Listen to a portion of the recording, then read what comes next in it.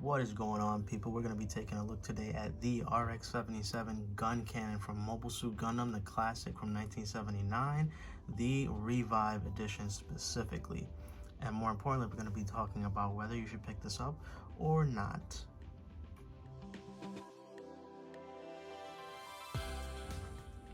Okay, so starting off with our first category is going to be the build. The build is relatively easy.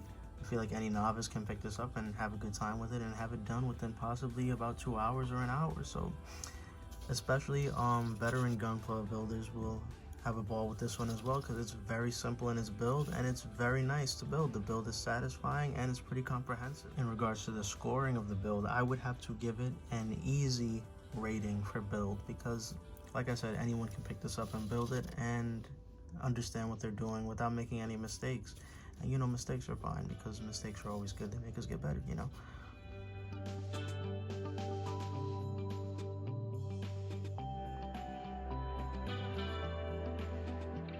Our next category is going to be the aesthetic, or the look and feel of the mobile suit or the Gunpla in question. So this one, obviously the proportions have been a little bit more slimmed down to accommodate for more articulation, as it is with most revives, as it was with the classic RX-78. So if I would say, is it anime accurate? Not entirely, but it's still a completely very good looking model kit, and I would say to anyone to pick it up, it definitely stands out on your shelf. Gives me firefighter vibes, I'm not gonna lie to you. But the Guncannon has always been an underappreciated design, because it's kind of one of the more cartoony designs. But I would say that it looks very good on anyone's shelf, captures the feel and character of the original character in the show very well, and it has everything that you could want from the Guncannon.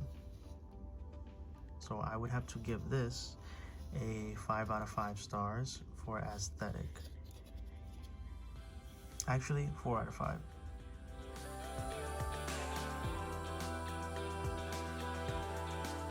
Now moving on to one of the most important aspects of a Gunpla model kit is its articulation. So first we're going to start off with the head. Head is on pretty good joint here. Can look back about that far. Very good for poses, flying poses. Can look straight up, straight forward, using his cannons. So he can look up very well, as you can see right there. Neck joint is very well done. Can look down about that far. Standard 360, however, his cannons and his collar get in the way of going the full 360, so it can do 360, but due to the limitations of the design, it cannot in this model kit. But you don't really need to. He can look side to side as he needs to, as it's necessary. So now we're going to move down to his arms. Arms have a slight push forward, slight bit of a butterfly joint. Not really anything too serious, but it's definitely there. Appreciate it. Arms go up that much. Once again, cannons getting in the way. Arms can go down that much, go up that much, the shoulders. Now, bicep, we have the swivel, standard. Very good bend, very good double bend elbows. Very good joint covering them as well. Looks very nice. Next, we have our wrists. This wrist in particular, actually, is it both? No, it is not. The wrists are very tight, but there is room for movement, rotation.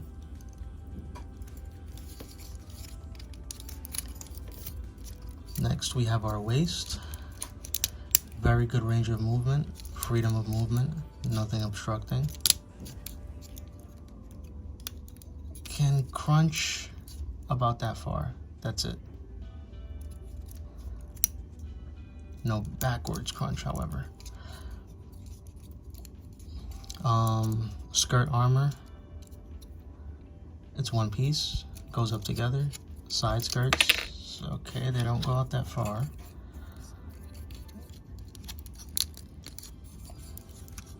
Back skirt, no movement. Okay, now let's check out our legs. So legs can go up very far. Get some good Kai, kicking some butt, Zaku butt in the Guncannon poses. Legs can bend, double. Nice knee joint, once more. Swivel, thigh swivel at the top.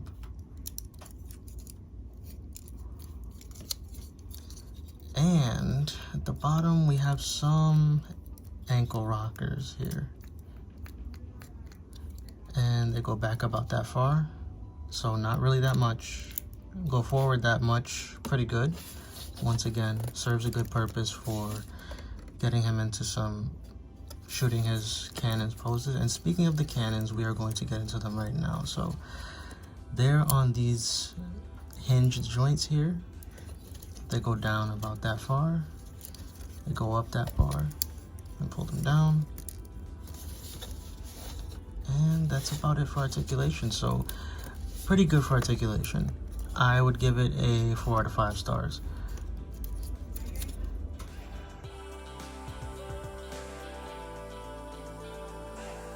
Now, in terms of accessories, we have only 2 that the Guncannon comes with, so accessories department is very low.